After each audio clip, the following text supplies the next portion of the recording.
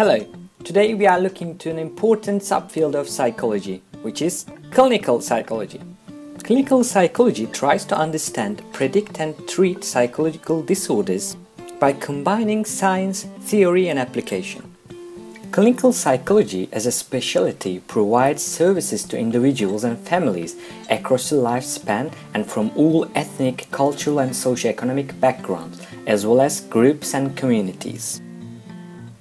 Although the requirement to be officially entitled as clinical psychologist changes from country to country, it usually means a bachelor's degree in psychology plus a master's degree in clinical psychology. On the other hand, a psychiatrist is a physician who specializes in the diagnosis and treatment of mental disorders. Psychiatrists are medical doctors, unlike psychologists, and must evaluate patients to determine whether their symptoms are the result of a physical illness, a combination of physical and mental, or a strictly psychiatric one. And since they are medical doctors, they can prescribe medicine.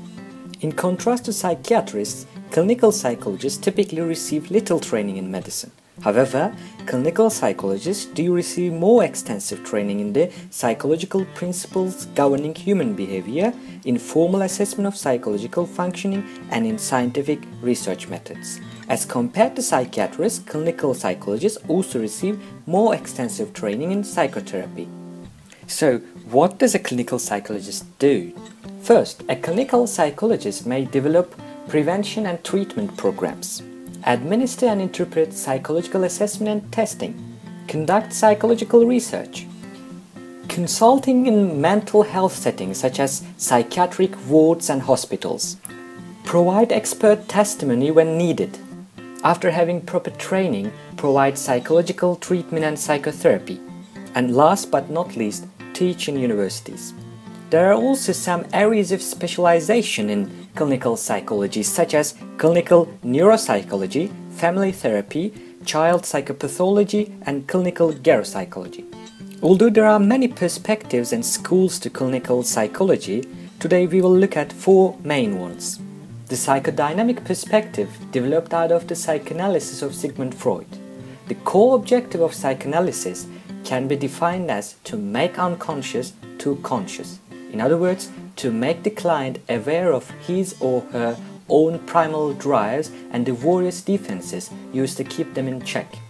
The essential tools of the psychoanalytic process are the use of free association and an examination of the client's transference towards the therapist, defined as the tendency to take unconscious thoughts or emotions about a significant person and transfer them onto another person, in this case the therapist.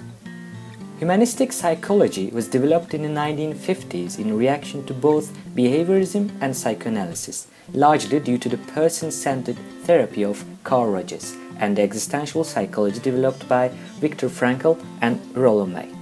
Rogers believed that a client needed only three things from a clinician to experience therapeutic improvement. First, congruence; second, unconditional positive regard; and the third, empathic understanding.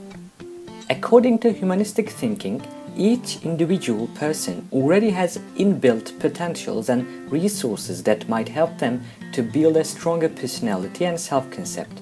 The mission of the humanistic psychologist is to help the individual employ these resources via the therapeutic relationship.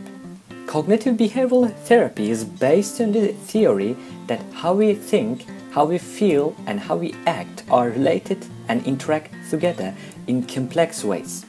In this perspective, certain dysfunctional ways of interpreting and appraising the world can contribute to emotional distress or result in behavioral problems.